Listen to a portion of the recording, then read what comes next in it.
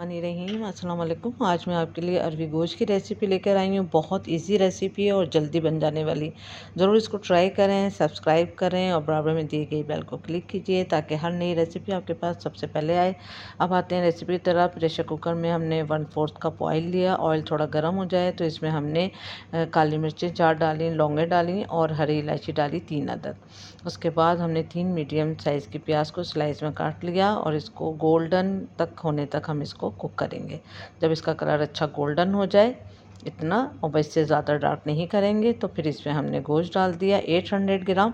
अब इसकी हमने यहाँ तक भुनाई करी है कि ये वाइट हो जाए। तो इसको 2-3 मिनट लगे हैं। हमने इसको 2-3 मिनट तक अच्छी तरह इसकी भुनाई करिए। उसके बाद अब इसमें हम लहसुन अदरक का पेस्ट डाला 1 टेबल स्पून। लहसुन अदरक के पेस्ट के बाद भी हमने 3 से 4 मिनट अच्छी तरह इसकी भुनाई करिए।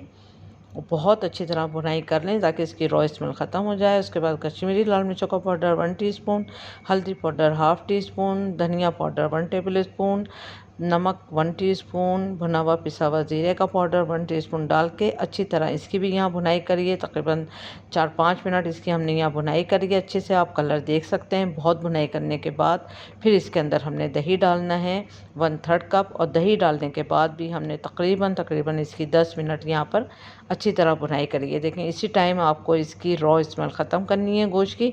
उसके बाद प्रेशर कुकर जब देंगे तो बस गोश्त गलेगा। यहाँ पर बहुत अच्छी तरह दही के साथ भी आपने बहुत अच्छी तरह भुनाई करें। अगर मैं यहाँ कश्मीरी लाल मिर्च का पाउडर इस्तेमाल करती हूँ तो अच्छा कलर आता है। अगर आपको चाहिए कलर अच्छा तो रेड कलर का 1 टमाटर पेस्ट बनाकर इस टाइम पे डाल दें।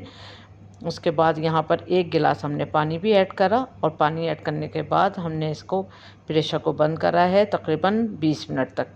20 मिनट तेज़ आंच पे हमने इसको कुक करा ताकि गोश्त अच्छी तरह गल जाए।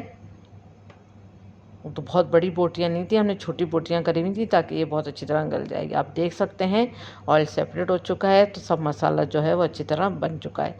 उसके बाद अरवी डाली 400 ग्राम, अच्छी तरह छील के नमक के साथ धो के अरवी को फिर 2-2 पीस में हमने इसको काट लिया था। छोटी गोल अरवी थी ये। उसके बाद फिर जितना शोरबा रखना है उतना पानी डाल के फिर हमने यहाँ पर इसको प्रेशर देना है तकरीबन 10 मिनट के लिए ताकि अरवी जो है वो गल जाए।